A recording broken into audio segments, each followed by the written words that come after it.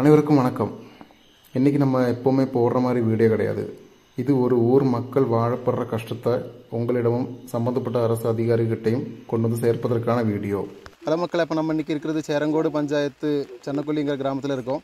அப்போ ஊர் மக்கள் எல்லாம் சேர்ந்துருக்காங்க. அவங்களோட வாழ்வாதார இதை பற்றி நம்ம இன்றைக்கி தெரிஞ்சுக்க வந்திருக்கோம். அவங்களுக்கு ரூட் இப்போ மோசமாக இருக்குது, அந்த நிலைமையில் இருக்குது. இப்போ நம்ம ஊரில் நாங்கள் மாற்று குடியுரிமை திட்டத்தின் கீழ் எங்களுக்கு இந்த ஊர் மாற்றி தரேன் அப்படின்னு சொல்லிட்டு ஒரு ஆசை வார்த்தை காமிச்சாங்க கவர்மெண்ட்லேருந்து. ஆனால் ரொம்ப வருஷமாக அதை சொல்லிகிட்டே இருந்தாங்க. ஆனால் இப்போ நிறைவேற்றி கொடுத்துட்டாங்க. நிறைவேற்றி கொடுத்து ஒரு 5 வருஷம் ஆச்சு நாங்கள் இந்த ஊருக்குள்ளே பட் நாங்கள் ஃபஸ்ட்டு முதுமலையில் இருக்கும்போது எங்களுக்கு எந்த ஒரு வசதியுமே எங்களுக்கு செஞ்சு தரப்படவில்லை. மாற்றி விட்டுருக்குறாங்க. அங்கே இருக்கும்போது எங்களுக்கு எந்த ஒரு வசதியும் செஞ்சு தரப்படவில்லை. ஏன்னா ரோடு வசதி இல்லை. எங்களுக்கு ஹாஸ்பிட்டலுக்கு வரதா இருந்தாலுமே ரொம்ப லாங்காக வர வேண்டிய சூழ்நிலையாக இருக்குது. ஒரு 7 கிலோமீட்டர் தூரம் நடந்து வந்து தான் நாங்கள் ஒரு ஹாஸ்பிட்டலுக்கோ இல்லை பிள்ளைங்களை ஸ்கூலுக்கு விடுறதுக்கோ எல்லாத்துக்குமே எங்களுக்கு ரொம்ப சிரமமாக தான் இருந்துச்சு. ஆனால் இங்கே மாற்றி கொடுத்துட்டு உங்களுக்கு எல்லா வசதியுமே நாங்கள் செஞ்சு தரோன்னு சொல்லிட்டு தான் எங்களை இங்கே மாற்றி கொடுத்தாங்க. ஆனால் 5 வருஷம் ஆகியுமே எங்களுக்கு எந்த செலவுமே இன்னும் செஞ்சு தரல. ஏன்னா எங்கள் ஸ்கூலுக்கு எங்கள் பிள்ளைங்களை அனுப்புறதுக்கு ரொம்ப கஷ்டமாக இருக்குது. ஒரு வண்டியை கூப்பிட்டாலும் எங்களுக்கு வண்டி வர்றது கிடையாது. நாங்கள் கொஞ்சம் தூரம் ஒரு 2 கிலோமீட்டர் தூரம் நடந்து போய் தான் எங்கள் பிள்ளைங்களை நாங்கள் ஸ்கூலுக்கு அனுப்ப வேண்டிய சூழ்நிலையாக இருக்குது. ஏன்னா எங்களுடைய காலகட்டத்தில் எங்களுக்கு படிக்க முடியலைன்ற காரணம் இல்லை, சாலை வசதி இல்லை. எங்களுக்கு போயிட்டு வர்றதுக்கு ரொம்ப கஷ்டமாக இருந்துச்சு. அதனால் நாங்கள் படிக்கலை. சரி, எங்களுடைய குழந்தைங்களாவது நல்லா படிக்கணும், முன்னுக்கு வரணும்னு சொல்லிட்டு தான் நாங்கள் இவ்வளோ கஷ்டப்பட்டு எல்லாருமே சொல்லி நாங்கள் அங்கேருந்து இங்கே மாறி வந்திருக்கிறோம். ஆனால் இங்கே மாறி வந்துட்டு எங்களுக்கு ஏதாவது ஒரு வசதி செஞ்சு கொடுத்தாங்கன்னா இன்னும் நல்லா இருக்குன்றதை நாங்கள் சந்தோஷமாக கேட்குறோம். இந்த ஊருக்கு வந்துட்டும் கூட எங்களுக்கு இன்னும் ஒரு ஹாஸ்பிட்டல் செலவு, டெலிவரி ஏதாவது நடக்கிறதா இருந்தாலும் கூட ஒரு 108 வண்டியை கூப்பிட்டா, ஒரு கவர்மெண்ட் வண்டியை தான் நாங்கள் கூப்பிடுறோம், ப்ரைவேட் வண்டியே கிடையாது, கவர்மெண்ட் வண்டியை. ஆனால் அந்த வண்டியும் கூட வரமாட்டேன் அப்படின்ற சொல்கிற நிலைமைக்கு வருது. ஏன்னா ரோடு அந்தளவுக்கு ரொம்ப மோசமாக இருக்குது. அதனால் யாருமே வர்றதில்லை. தண்ணியும் அங்கங்கே மழை பெஞ்சிச்சுன்னா தேங்கி நிற்கிது. எங்கள் பிள்ளைங்களை எங்களுக்கு ஸ்கூலுக்கு அனுப்புறதுக்கும் ரொம்ப கஷ்டமாக இருக்குது. ஏதாவது மாற்றங்கள் நடந்துச்சா கவர்மெண்ட்லேருந்து? மாற்றம்னு சொல்ல அப்படின்னா இபி கலெக்ஷன் எல்லாம் ஓகே, தண்ணி ஓரளவுக்கு பரவாயில்ல. ஆனால் ரோடு தான் சுத்தமாக இல்லை, ரொம்ப மோசமாக இருக்குது. இது வரைக்கும் 4-5 வருஷமும் நாங்கள் பெட்டிஷன் கொடுத்துட்டே இருக்கோம், கமிட்டி மீட்டிங்கும் பேசிகிட்டு இருக்கோம். ஆனால் எந்த வித ஒரு நடவடிக்கையும் எடுக்கிறதா இல்லை. ஆனால் டெண்டர் ஆச்சுன்னு சொல்கிறாங்க, ஆனால் டெண்டர் லாஸ்ட்டில் கேன்சல் ஆச்சுன்னு சொல்லிடுவாங்க. அந்த மாதிரி உள்ள நிலைமையில தான் இருக்குது நம்ம ஊர் நிலமை. ரொம்ப மோசமான சாலை, ஸ்கூலுக்கு குழந்தைகளும் கொண்டு போய் விட்டுருக்க முடியல, ரொம்ப மோசம். ஹாஸ்பிட்டல் கேஸு இதெல்லாம் ரொம்ப மோசமாக இருக்குது. அது அதோட யானை தொந்தரவு அதோட அதிகமாக இருக்குது. இப்போ இல்லை நம்ம ஊரில் பார்த்தீங்கன்னா யானை தொந்தரவு கொஞ்சம் அதிகமாக இருக்குது. யானை தொந்தரவும் அதிகம், ரொம்ப கஷ்டமாக ஏரியா. ஒரு சாலை தான் மெயினாக சாலை வசதி, சாலை அமைச்சு கொடுக்கணும்.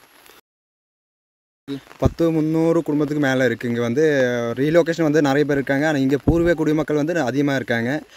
எஸ்டி எஸ்சி எல்லாமே இருக்காங்க. ஆனால் சாலை வசதி முற்றிலும் மோசமாக இருக்குது. சாலைனா மெயினாக குழந்தைங்களுக்கு பள்ளிக்கு அனுப்புறதுக்கு ரொம்ப கஷ்டமாக இருக்குது. அதுமாரி ஒரு பால் வண்டினா அது வர்றதே இல்லை, இந்த ஏரியா பக்கமே வர்றது. ஒரு குழந்தைக்கு பால் வாங்குறதுனால ரொம்ப கஷ்டமாக இருக்குது. இங்கிறது கொண்டு கொடுக்குறதும் கஷ்டமாக இருக்குது. அது எல்லாமே பிரச்சனையாக தான் இருக்குது இந்த ஏரியாவில். ஏன்னா முதுமலையிலேருந்து நாங்கள் இங்கே 5 வருஷம் வச்சு கிட்டத்தட்ட 5 வருஷத்தில் எங்களுக்கு நிறைய சலுகைகளை செஞ்சு தரேன்னு ஆசை வார்த்தை கூட்டி தான் இங்கே கூட்டிகிட்டு வந்தாங்க. ஆனால் எதுவுமே செஞ்சு கொடுக்கல. அதே மாதிரி ஹாஸ்பிட்டல் அது ரொம்ப பிரச்சனையாக இருக்குது போகிறதுக்கு. ஏன்னா ஒரு டெலிவரி கேஸு கூட்டிகிட்டு போகிறதா இருந்தாலும் ஒரு 108 கூப்பிட்டா கூட வர மாட்டேங்கிறாங்க. அதை வேறு ரொம்ப. அதே மாதிரி யானைனா சாயந்தர டைமில் ஒரு ஈவினிங் ஒரு 6 மணிக்கே யானை வந்துடுது. அந்த டைம்லலாம் குழந்தைங்களெல்லாம் ஸ்பெஷல் கிளாஸ் இதெல்லாம் வச்சுட்டு அவங்க வர்றதுக்கு ரொம்ப கஷ்டமாக இருக்குது. ஆனால் சாலை வசதி கொஞ்சம் நல்லா இருந்துச்சுன்னா குழந்தைங்களுக்கு வர்றதுக்கும் போகிறதுக்கும், அதே மாதிரி மருத்துவமனைக்கு போகிறதுக்கும் எல்லாமே கொஞ்சம் நல்லா இருக்கும். மெயினாக இங்கே அரசாங்க அதிகாரி அப்பப்போ வந்து பார்த்துட்டு போயிடுறாங்க. வருவாங்க, அதை பண்ணித்தரேன் இது பண்ணித்தரேன்னு சொல்லுவாங்க, அப்படியே போயிடுவாங்க. மறுபடியும் எதுவுமே செய்ய மாட்டாங்க. முற்றிலும் எல்லாத்திலும் ரொம்ப பாதிக்கப்பட்டிருக்கோம். இங்கே சென்னக்குள்ளி பகுதியில் சாலை வசதி முற்றிலும் கொஞ்சம் கூட நல்லா இல்லை. மழை டைமில் ஒரு எந்த வண்டியும் வராது. என் வீடு இங்கே தான் இருக்குது. இதான் அக்காவோட வீடு. அக்கா வீட்டுக்கு வர வழி நீங்கள் பார்த்துருப்பீங்க. சொல்லுங்கள், இதுதான் வீடு. எப்படி கொண்டு வர்றீங்க? நாங்கள் பகுதி வரைக்கும் தான் வண்டி வரும். அதுலேருந்து நடந்து தான் வரணும். வண்டி கூப்பிட்டாலும் வராது. நாங்கள் நடந்து சுமந்து தான் வரணும். ஸ்கூல் பிள்ளைங்களுக்கு ரொம்ப கஷ்டம் நடந்து போகிறதுக்கு. வண்டியெல்லாம் வராது. அப்புறம் வயசானவங்க ஹாஸ்பிட்டல் போகிறதுக்கு ரொம்ப கஷ்டம். திடீர்னு ஒரு முடியாமல் ஒரு ஹாஸ்பிட்டல் போகிறதுக்கும் வராது, வண்டி தூக்கிட்டு தான் போகணும். தூக்குனாலும் பக்கத்தில் யாரும் கூப்பிட்டாலும் சீக்கிரம் வரமாட்டாங்க. என் பேர் ஆண்டவன். நான் பல தடவை மனு கொடுத்தேன். ஊட்டி கலெக்டர் ஆஃபீஸுக்கு கொடுத்தேன், அருணா கலெக்டர் கொடுத்த பிறகு எனக்கு பட்டா வந்து ஜீரோ பட்டா கொடுத்துக்கிறேன். வேல்வேஷன் இல்லை, அது வேல்வேஷன் போட்டு கொடுக்கணுன்னு நான் பட்டா வச்சு எழுதி கொடுத்துக்கிறேன். நான் முதுமலை மறுவாழ்ந்து வந்து இங்கே ரொம்ப கஷ்டப்பட்டேன். எப்படி கஷ்டப்பட்டேன்னா போக்குவரத்துக்கு தான் ரொம்ப கஷ்டப்பட்டுட்டு இருக்கிறேன். ஒரு வண்டி வர்றதில்ல, கூப்பிட்டா ஒரு ஆஸ்பத்திரி சிகிச்சை ஆனாலும் வர்றதில்ல. நான் ஒரு நாள் உடம்பு சரியில்லைன்னு சொன்னால் 4 பேர்த்து கூப்பிட்டு இங்கேருந்து தூக்கி எடுத்துகிட்டு போகணும். ஒரு வண்டிக்காரர் கூப்பிட்டு வர்றதில்ல. என்ன பண்ண முடியும்? மக்களை கூப்பிட்டா, நைட்டில் கூப்பிட்டா, இன்றைக்கி மழை பெய்யுது, எனக்கு வர முடியாது, நான் எப்படி கூப்பிட்டு போகிறது, அப்படியெல்லாம் பேசிகிட்டு இருக்கிறேங்க. இல்லை என்ன ஜம்ப் பண்ணுறது? அரசாங்க அதிகாரிகளையும் எட்டி பார்க்குறதில்ல.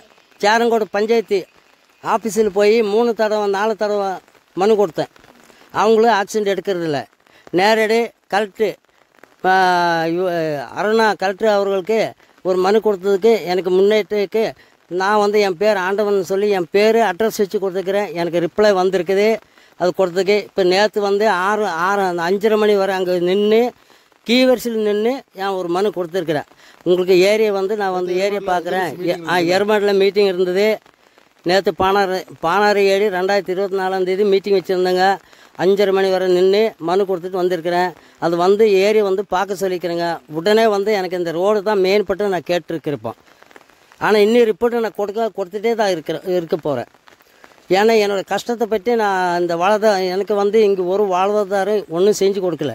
ஆனால் எனக்கு செஞ்சு கொடுத்தே ஆகணும். நான் கைதட்டி இந்த வார்த்தை முடித்துக் கொள்கிறேன்.